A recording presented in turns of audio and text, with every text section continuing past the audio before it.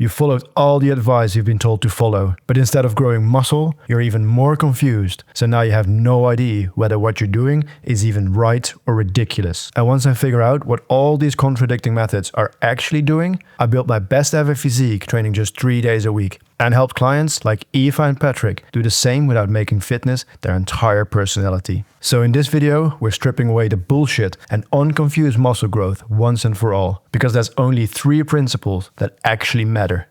And the first principle is why getting a new workout program is not the solution to growing more muscle. Because everyone's looking for the perfect program, and in that never-ending quest to find that one hidden gem, they're getting lost like Dennis Nedry in Jurassic Park. And the latest trend is to do the least amount of work you can get away with. Programs like Min-Max and the 1x4 method are built on this idea that if you can find the smallest amount of work that produces a result, then why do anything more? But there's a problem with that.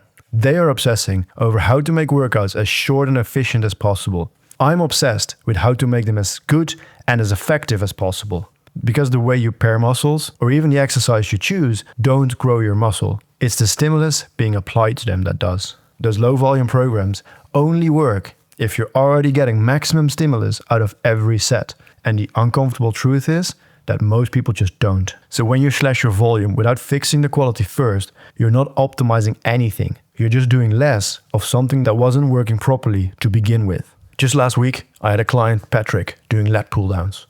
He was pulling the weight directly down. And when I asked what he felt, he said, "It's mostly my arms speaking to me." So I made him stop, and I placed my hand behind his elbow, and I had him push my hand down into his side, because that's the actual movement. You're not pulling the weight down, you're pushing your elbow towards your hip. Yep, I've just renamed the lat pull down to a lat push down. And 2 reps later he goes, "Oh wow, that feels completely different." The tension shifted out of his arms into his lats. With just one fix, he's done a better set. And that matters way more than which exercise you do or which program you follow. Because low volume, high volume, old school, science-based, isolation or compounds, they all work through the same principle.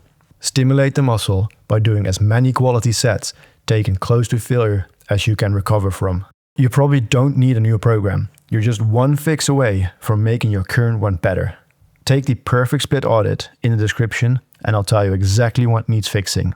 Now once you get the stimulus right, you have to feed the muscle. And here, the fitness industry has a new diet to sell you every other year. Keto, carnivore, intermittent fasting, whole foods only, or whatever the flippin' name of that is now.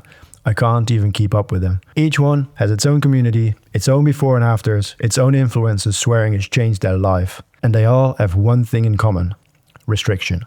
You cut the carbs, eliminate food groups, shorten your feeding window, say no to everything you enjoy.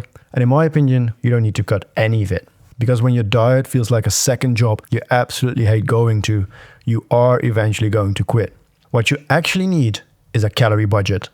Because if you think about calories like money, you don't stop living your life to save every penny. You look at your weekly budget, find the quick wins, and make smarter decisions about how you spend. When Eva first came to me, she was terrified of calorie tracking. She had her sister's wedding coming up and she was going to be a bridesmaid in an open back dress, and she was determined to look and feel amazing that day. But logging every meal and seeing every poor choice she made as a number in an app was too confronting. She shut it down the moment I mentioned it. So we just looked at her budget and found the easy savings. Instead of a pack of biscuits in the evening, she just had 2 biscuits. Instead of having a mountain of potatoes for dinner, she had half of it. We upped her protein, so she stayed fuller between meals and protected her muscles while she was losing fat, and combined with a little more daily movement, she lost close to 20 kilos without tracking a single calorie and leaving plenty of room for enjoyment. Because decent and enjoyable beats perfect but boring every single day of the week. All these diets with sexy names being marketed as a religion, they only ever work when they do the same 2 things: keep you within your calorie budget and get enough protein in. And that's the second principle: feed the muscle.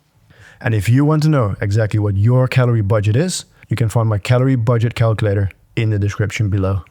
But even if you get the stimulus right and feed the muscle, there's something else that's completely derailed most people's progress. It's this toxic obsession with fast results. Peptides and steroids are booming, programs promising maximum gains in minimum time are everywhere. And if you're not seeing progress in 6 weeks, you change your exercises, your sets, or even your entire program. But here's a truth bomb nobody wants to drop. Building muscle is a slow process. It was slow before TikTok, slow before peptides, and it's still slow now. No matter what new hack someone's trying to sell you. Because here's what's actually happening when you change your workout program after just 6 weeks. Instead of solving the actual problem, you're resetting the clock. And every time you reset the clock, you rob yourself of the one thing that actually produces results. Time under the same process. I've had the same program, literally the same exercises, for the last 2 years. And in those 2 years, I've made more progress than in all those years before combined. Not because of a better exercise or a different program, but because I finally stopped resetting the clock and let the process do its job. Because the longer you stay with the same movements, the better you get at executing them. And the better you get at executing them, the more stimulus you deliver.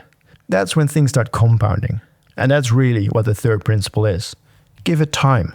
Because it doesn't matter how well you stimulate the muscle or feed it, if you keep starting over, you'll never give the process enough time to actually work. Those sexy marketing trends will change every year. The principles underneath it though, won't. So stimulate the muscle, feed the muscle, and give it time. And if you want to know how well you're applying all these 3 right now, take the Iron Method growth audit in the description. I'll show you your one fix to grow more visible muscle without spending more time in the gym. And if you want to apply these principles straight away to build bigger arms, then watch this video next.